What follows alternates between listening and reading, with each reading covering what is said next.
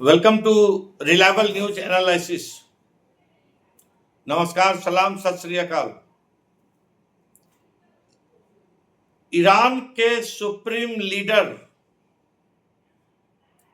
अयतुल्ला खौमेनी ने अपने 3 उत्तराधिकारियों के नामों का ऐलान कर दिया है। उन्होंने एक लिफाफा में अपने तीनों उत्तराधिकारियों के नामों को लिख करके उनके उत्तराधिकारी को चुनने वाली जो काउंसिल है उसको सौंप दिया है। यह मुद्दा आज पूरे संसार भर में काफी विवाद का विषय बना हुआ है, क्योंकि अमेरिका और इजराइल ने ईरान के सुप्रीम लीडर अयतुल्ला खौमेनी की हत्या को लेकर के होड़ सी मचा रखी है।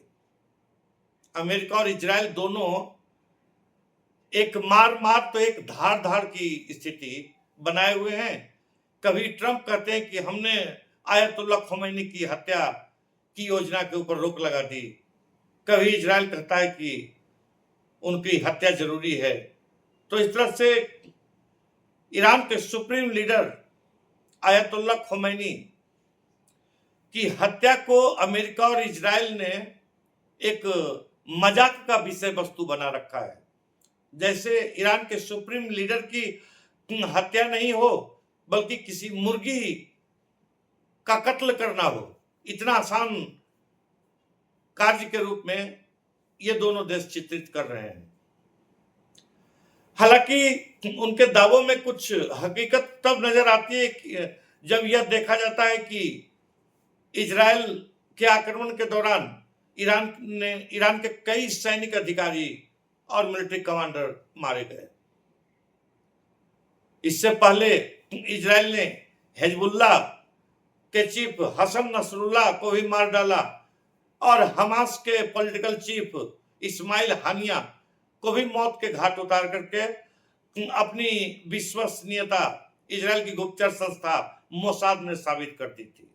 और इस कारण से शायद ईरान में भी इस आशंका को बल मिला कि कहीं सचमुच में ईरान में भी जिस प्रकार से ईरान के सीडीएस मोहम्मद बाघेरी एवं आईआरजीसी के चीफ इस्माइल कानी इत्यादि की जिस प्रकार से हत्या, टारगेटेड किलिंग इजराइल ने किया, तो कहीं ईरान के सुप्रीम लीडर अयतुल्ला खौमेनी की भी हत्या नहीं करा दी जाए।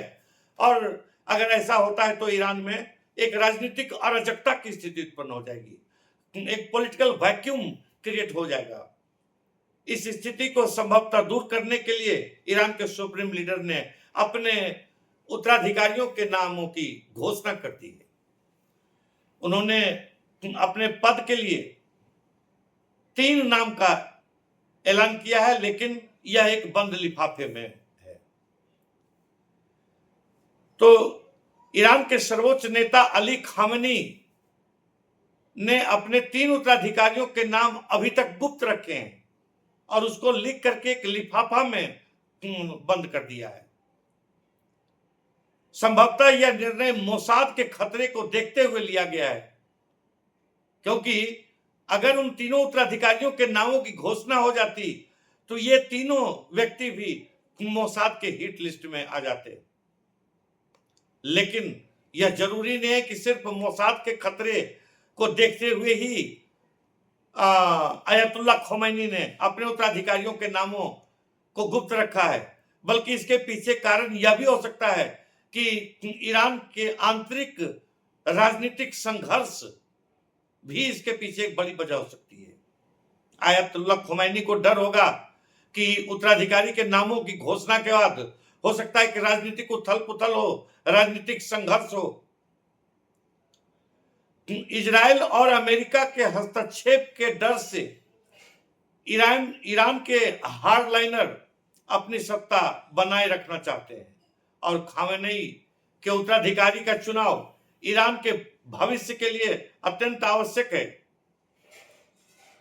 ईरान इजराइल जंग के 7वें दिन पूरे होने के साथ साथ ईरान के अधिकारियों ने एक बड़ी जानकारी दी,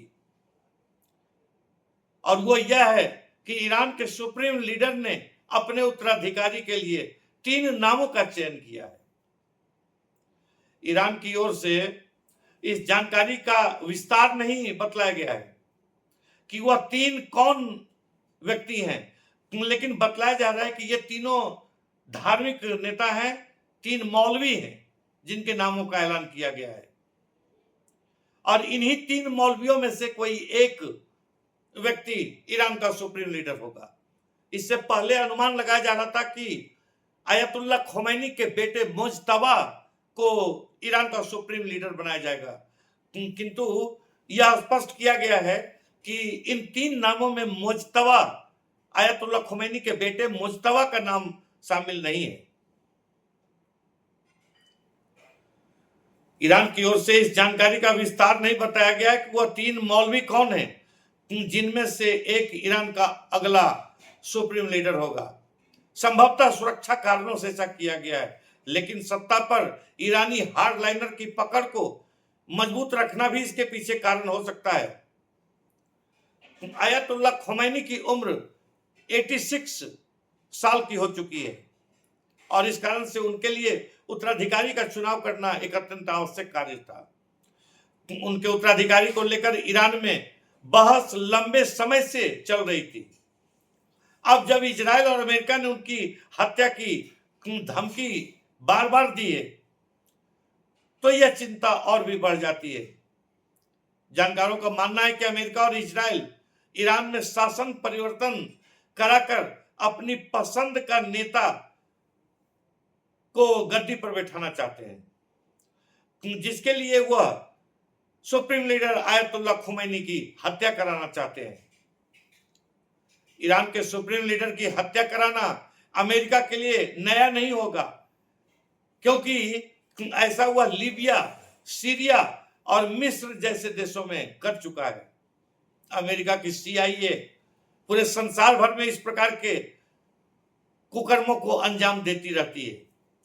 इस खतरे से निपटने के लिए आयतुल्लाह खोमैनी ने भी कह दिया है कि मेरी जान की कोई कीमत नहीं, लेकिन मेरे बाद भी इस्लामिक राष्ट्र को अपनी प्रतिबद्धताओं पर खड़ा रखना है। खामनेई के इस सपने को सच करने के लिए ईरान को खामनेई जैसी ही विचारधारा के नेता को अगला सुप्रीम लीडर चुनना होगा। हालांकि यह कार्य आसान नहीं होगा। ईरान में सुप्रीम लीडर के चयन का कार्य आसान नहीं होता है, क्योंकि इसके लिए पहले से कई दावेदार होते हैं। ऐसे में युद्ध के दौरान नाम उजागर करना देश में अंदरूनी कलह पैदा करने का कारण बन सकता है। सोशल मीडिया पर अपने आप को ईरान का क्राउन प्रिंस कहने वाले रजा पहलवी पहले ही ईरान के लोगों से अपील कर चुके हैं कि वह ईरान के शासन के खिलाफ क्रांति शुरू करें। ऐसे में माना जा रहा है कि मोसाद के डर के साथ साथ इन 3 नामों को उजागर न करने के पीछे अपनों का खौफ भी हो सकता है, और दूसरी तरफ मोसाद टारगेट किलिंग में कुख्यात रहा है। शुक्रवार को अपने हमले शुरू करने के बाद से ही इजराइल ने ईरान के 30 से ज्यादा मिलिट्री कमांडरों और नेताओं की हत्या कर चुका है।